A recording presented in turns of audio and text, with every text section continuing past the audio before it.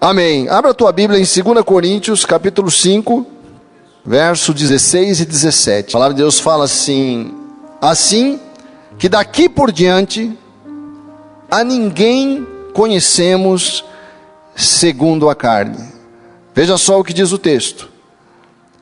E ainda que também tenhamos conhecido Cristo segundo a carne, contudo, agora já não o conhecemos deste modo. Assim que, se alguém está em Cristo, nova criatura é. As coisas velhas já passaram, e eis que tudo se fez novo. Esse texto não é muito fácil de interpretar, principalmente quando o texto fala que a ninguém conhecemos segundo a carne. O que significa isso? O que o texto está querendo nos dizer? Quando o texto nos diz que a ninguém devemos conhecer segundo a carne. O texto está nos mostrando, está nos alertando, está nos advertindo que nós conhecemos as pessoas, nós olhamos para as pessoas de uma determinada forma, não da forma como nós deveríamos olhar. A Bíblia diz: não olhe para as pessoas segundo a carne. O que é isso? O que significa isso? O que é carne para a Bíblia? Quando a Bíblia fala, usa essa expressão carne, não está se referindo ao nosso corpo físico, não está se referindo aos nossos desejos, como muitas vezes as pessoas erradamente interpretam esta expressão. A expressão carne na Bíblia significa a natureza humana, nós, o meu ser, separado de Deus, sem a influência do Espírito, sem o governo do Espírito Santo. Carne significa o homem sem Deus, o homem que em nós habita, o nosso ser interior, mas não governado pelo Espírito Santo. Isso a Bíblia chama de carne. Eu estou governado por um princípio que não é o Espírito Santo. Ou seja, carne é a natureza humana caída, a natureza humana sem Deus. Então, quando a Bíblia diz que eu conheço alguém segundo a carne, isto aqui traz uma revelação imensa para nós. Significa que muitas vezes, e normalmente nós tratamos as pessoas e conhecemos as pessoas não conforme o Espírito de Deus, mas conforme uma avaliação carnal nossa. Eu conheço você, já andei com você, tenho uma ideia sobre quem você é. Eu já classifiquei você em minha cabeça e começo a avaliar o que você faz, avaliar você, avaliar a tua personalidade, a partir dessa ideia que eu já fiz de você. Os casais vão entender bem isso, porque muitas vezes a esposa não se sente compreendida pelo marido, porque o marido já classificou a mulher e já analisa o que ela faz a partir dessa classificação. Ah, mas você é assim mesmo, você sempre faz assim. Os pais com os filhos, muitas vezes você conhece teu filho segundo a carne. Você não consegue ver o potencial dele, você não consegue ver as qualidades dele, você não consegue ver o futuro dele de uma forma positiva, de acordo com o Espírito de Deus, mas só segundo a classificação que você já fez dele. E a Bíblia fala para nós não conhecer ninguém dessa forma. Eu sou de uma cidade pequena, e é interessante, às vezes eu lembro quando criança eu saía na rua, e às vezes um adulto não me conhecia, ia fazer uma compra, ia no armazém, e a pessoa não te conhece. Como é teu nome? João. Como é que a pessoa faz para classificar você? Pergunta assim: filho de quem que você é? Porque em cidade pequena todo mundo se conhece. Se sabendo, filho, de quem você é, eu te dou uma classificada. Já sei mais ou menos quem você é. Nós temos uma forma de olhar para as pessoas, avaliar as pessoas, a partir da família da pessoa, a partir da história, a partir dos defeitos que eu conheço, a partir dos episódios que eu conheço daquela pessoa, eu classifico ela. E aí nós vamos pondo as pessoas dentro das caixinhas de classificação que nós temos na nossa cabeça. Isso aí que é conhecer as pessoas segundo a carne. Que a Bíblia está dizendo que está errado. Nós não devemos fazer. Nós temos que ter uma abertura para a beleza das pessoas. Que muitas vezes os defeitos que nós vemos nelas nos impedem de nós enxergarmos na vida daquela pessoa. Quer dizer, nós medimos as pessoas por parâmetros do mundo e não pelos parâmetros de Deus, pelas caixinhas que nós pomos na nossa cabeça. Mas a Bíblia está falando aqui, nesse texto que nós lemos, que em Cristo tudo se fez novo. Posso ouvir um amém? Quer dizer que há uma possibilidade daquela pessoa quebrar aquela caixinha em que eu classifico ela, segundo a minha carne, segundo a minha avaliação defeituosa. Eu já desclassifico as pessoas, já qualifico esse aqui é bom, esse aqui é ruim, esse aqui serve, esse aqui não serve, esse aqui presta, esse aqui não presta. Assim somos nós. E a Bíblia diz que em Cristo sempre é possível aquela pessoa começar de novo, sempre para aquela pessoa romper com vício, com problema, com defeito. Eu não, esse aqui lá no passado fez isso, está classificado aqui no meu caderninho. Já desenhei ele aqui na minha paleta, ele está marcado. Em Cristo tudo se fez novo. Quem crê, diga amém. Amém. Então por que eu continuo a olhar o meu irmão de forma velha? Pelo velho, por aquilo que ele era, pelos erros que ele cometeu. Porque tudo é possível ao que crê.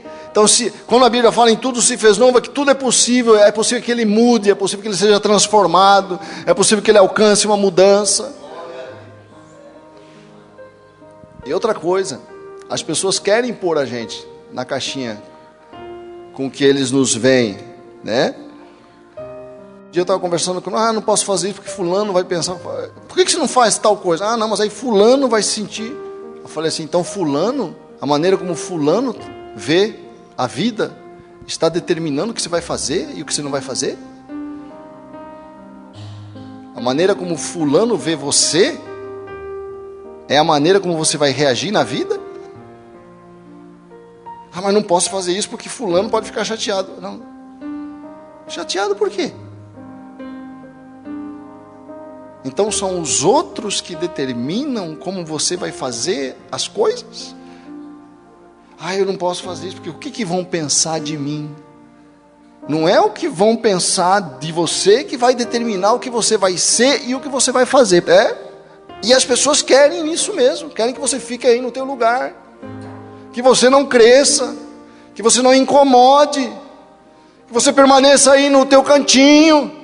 Quem é que você pensa que é para agora você querer aparecer com algo diferente na sua vida? Você vai abrir uma empresa? Que isso? Você está maluco? Fica aí no teu cantinho, quietinho.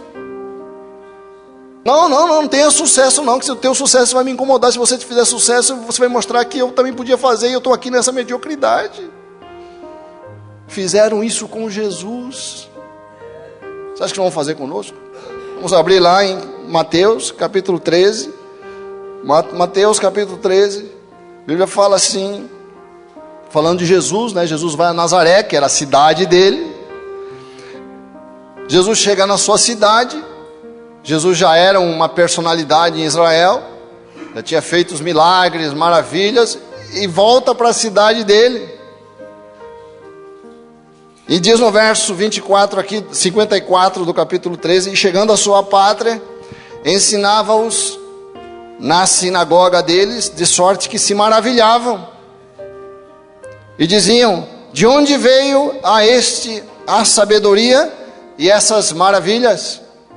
Não é este o filho do carpinteiro? E não se chama sua mãe Maria e seus irmãos Tiago, José, Simão e Judas? Não está entre nós todas as suas irmãs? De onde lhe veio, pois, tudo isto? e escandalizavam-se nele, quer dizer, desprezavam a Jesus. Jesus, porém, lhes disse: não há profeta sem honra, a não ser na sua pátria e na sua casa. Eu gosto desta passagem lá em Lucas capítulo 4, 22, eles falam assim: mas esse aí não é o filho do José? Quem que ele pensa que é? Esse é o filho do José. Como é que ele saiu da carpintaria e está querendo ser tudo isso aí agora? Quem que tirou ele da carpintaria? O lugar dele é na carpintaria. O lugar dele é ficar lá trabalhando com madeira. Agora ele quer ensinar aqui na sinagoga? Quem que ele está pensando que é? Quem que vai pôr esse menino no lugar dele de novo? Quem que vai pôr ele na caixinha da nossa cabeça de novo? Aqui em Nazaré não pode ter profeta, aqui em Nazaré não pode ter ninguém grande, aqui em Nazaré ninguém pode ter prestígio. Volta lá, seu Jesus, para o teu lugar. Não é esse o filho do seu José? A Bíblia diz que a revolta do povo de Israel com Jesus era por inveja, porque a inveja é a revolta da mediocridade. A mediocridade se irrita com quem faz sucesso, porque o sucesso afronta a minha mediocridade. Quando Jesus, eles se maravilhavam, falaram: nossa, mas não pode, ele é o filho do carpinteiro.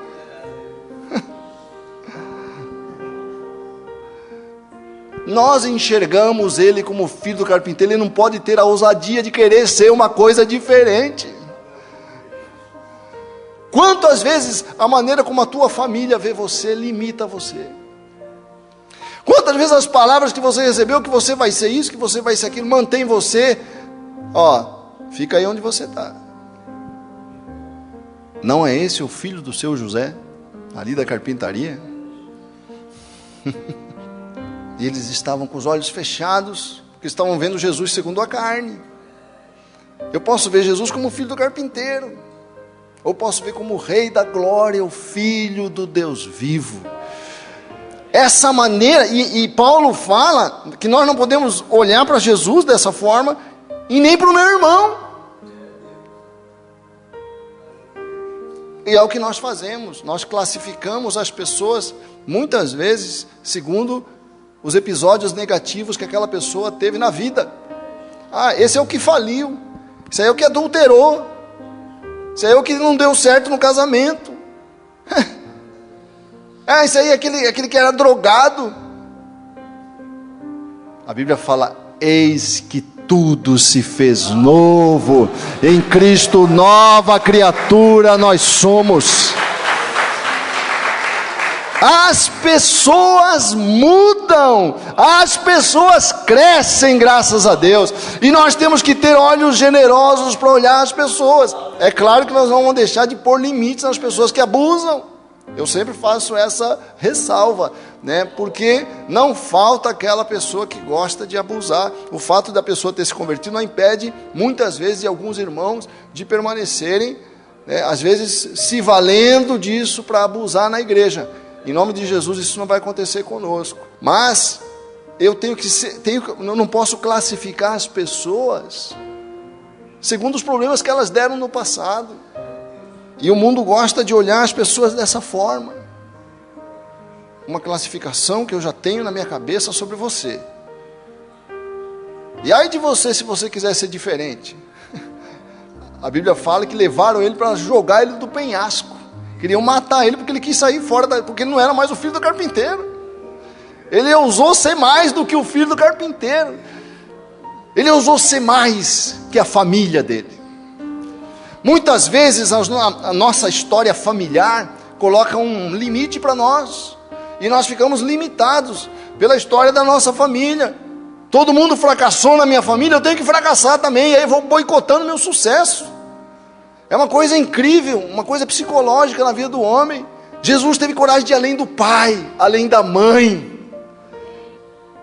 A Bíblia fala que o homem é a glória de Deus, que Deus mostra a glória dele no nosso rosto. A glória de Deus aparece no nosso rosto, naquilo que nós fazemos, por isso o homem faz coisas fantásticas, Se nós olharmos para quanto o homem já avançou, só as coisas que foram criadas nos últimos 20 anos. Google, Uber, Apple, Facebook, internet.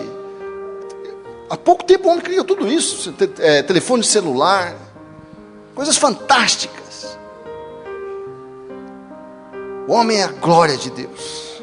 Agora, para você criar um negócio desse, para criar uma empresa que vai desafiar toda uma estrutura, você tem que ter uma ousadia, você tem que quebrar as caixinhas. Imagina uma empresa para quebrar o monopólio, né, de outras empresas. Vai encontrar resistência, as pessoas vão querer, não pode, e o cara resiste, não, pode sim, né? Porque aquela pessoa que avança, ele enfrenta resistência, oposição, que nem Jesus. Se você quiser fazer alguma coisa diferente, você quer crescer, você quer sair da caixinha, quer fazer algo que tua família não fez, você vai encontrar resistência até na tua família. Até na tua família, não pode, porque a tua família assusta que alguém está ousando sair do curral que nós estabelecemos para nós mesmos. Afinal, você é filho da Dona Maria. Jesus era o filho da Dona Maria, nada mais do que isso. Do seu José. Já tinha um futuro definido pela comunidade. O futuro dele já estava escrito. A comunidade falou, você vai ser o filho do carpinteiro, você vai suceder o teu pai aqui na carpintaria. Mas ele ousou ir além. Você tem que ousar ir além da caixinha que estabeleceram para você, porque você é a glória de Deus. Você pode realizar a glória de Deus, você pode mostrar a glória de Deus, você pode ir além do que as pessoas desenharam para você. Mas há uma pressão para você ficar onde você está. É ou não é verdade? O quanto os olhos dos outros têm governado o seu destino. Tua felicidade, a tua alegria, a tua capacidade de crescer. O quanto você pode crescer como homem de Deus, no teu trabalho. Você pode ir muito além. Não, mas você se acomodou e todo mundo já se acostumou com você aí. Nós temos que ter a fé de que nós podemos fazer coisas extraordinárias. Eu acredito que Deus olha para nós e fala, você pode fazer coisas extraordinárias. Eu creio que Deus olha para esta igreja e fala, esta igreja pode fazer coisas extraordinárias. Essa igreja pode levantar células, essa igreja pode ganhar vidas, essa igreja pode avançar, essa igreja pode abençoar aqui a Zona Sul e toda a cidade, porque Deus sempre nos olha e vê, vocês podem fazer coisas extraordinárias. É a maneira como Deus nos vê. É essa forma do Espírito nos ver. Mas às vezes nós nos trancamos, não, está bom aqui. Já estamos acomodados aqui. Olha só o que diz a Bíblia lá em Mateus capítulo 5, verso 13. Olha o que Jesus fala para o seu povo. Vós sois o sal da terra. 13 a 16. Vós sois, vocês aqui dão graça para a terra. Que o sal é que traz graça para a comida, né? A comida sem sal é uma comida sem graça. O sal é a graça. O sal é que dá vida para a comida. O sal é que, agora tem sal essa comida. Vós sois o sal da terra. É você que dá graça para o teu ambiente. É você que traz graça para a tua família. É você que traz graça para o teu trabalho. Porque você é filho de Deus. Você é o Espírito de Deus está na sua vida. Quando você chega a graça de Deus. Amém?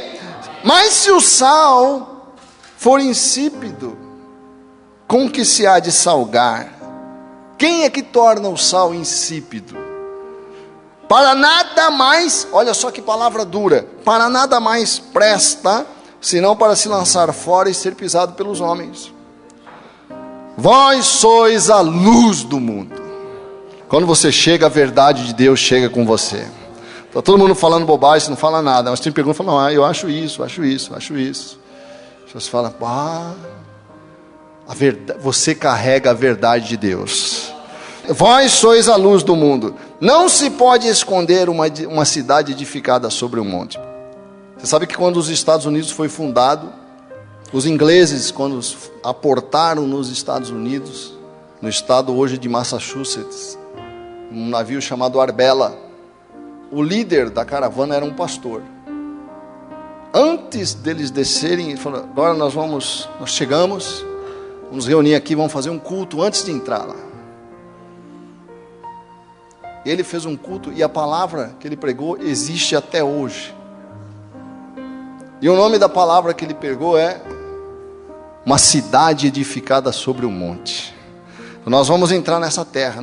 Nós não viemos aqui para fundar uma nova Inglaterra. Nós viemos aqui para fundar uma cidade edificada sobre o monte, que vai ser luz para todas as nações. Vai ser uma nação cristã fundada nos valores do Evangelho. Até hoje os americanos têm essa coisa, que às vezes nós achamos até errada, né? Os americanos têm essa coisa do excepcionalismo. Eles acham que eles são uma nação excepcional, diferente de todas as outras nações, porque eles enxergam, pelo menos os cristãos, eles enxergam que os Estados Unidos foram fundados para levar a luz do Evangelho para todas as nações. Muito disso se perdeu lá, nós sabemos, mas quando foi fundado nessa base. Essa ideia de nós, não é que nós somos superiores, não é que nós somos maiores, nós simplesmente somos excepcionais, temos uma missão excepcional, né? Algo excepcional para nós fazermos. O povo de Deus tem algo excepcional na mão, quer dizer, chamados para mostrar para as pessoas que a luz do Evangelho é verdade, que transforma, que traz vida. Essa é a nossa excepcionalidade. Não somos melhores do que ninguém, mas temos uma missão excepcional nas mãos. Isso nos faz excepcionais. Não permita que os olhos do mundo mantenham você escondido, né? Olha só o que a palavra de Deus fala, né? Vós sois a luz do mundo, e não se pode esconder uma cidade edificada sobre um monte, né? Nem se acende uma lâmpada e se coloca debaixo do alqueire. Alqueire aqui era uma cesta que eles usavam, no sentido, não é alqueire no sentido que nós temos hoje, mas alqueire aqui era uma cesta em que eles usavam para você medir grãos. Então Jesus está falando, você não pode pegar uma lâmpada e tampar essa lâmpada com um alqueire, com um cesto. E é o que o mundo quer fazer com você. Quer que tua luz fique ali apagadinha. Crente apagado, ninguém se incomoda. Agora o crente que fala, o crente que prega, as pessoas querem calar, as pessoas se incomodam. Teu lugar, crente, é lá na igreja. Fala de Deus lá na igreja. Não vem querer falar de Deus aqui no espaço público. Fica quieto lá, fica quieto. Quem que você pensa que é? Filho de quem que você pensa que é? Eu sou filho de Deus, falo para ele, né? Meu pai também se chamava José, seu José. E minha mãe também se chamava Dona Maria Heloísa. Eu sou filho de José e Maria, né? Mas trago em mim a excepcionalidade da presença do Espírito de Deus. É essa a diferença, que não é a nossa herança, não é o que nós somos, não é a tua inteligência, nada. Nós somos excepcionais, porque dentro de nós habita o Espírito de Deus. Amém ou não? Que maravilha, hein? Mas a maneira como as pessoas lidam com você, teus amigos, mas gostam de você desde que você fique como filho do carpinteiro. Quando você quer sair dali, já dá um desconforto nas pessoas, né? Até a família às vezes. Você vê aqui, aconteceu com Jesus. Vamos abrir lá em Marcos capítulo 3, verso 20 e 21. E foram para uma casa, e afluiu outra vez a multidão, de tal maneira que nem sequer podiam comer pão. E quando os seus ouviram isto, quer dizer, quando a família dele ouviu isso, saíram para o prender. Olha só, família de Jesus queria prender Jesus. Ele estava muito fora. Esse cara enlouqueceu, porque diziam: está fora de si. E quando os seus ouviram isto, saíram para o prender, porque diziam: está fora de si.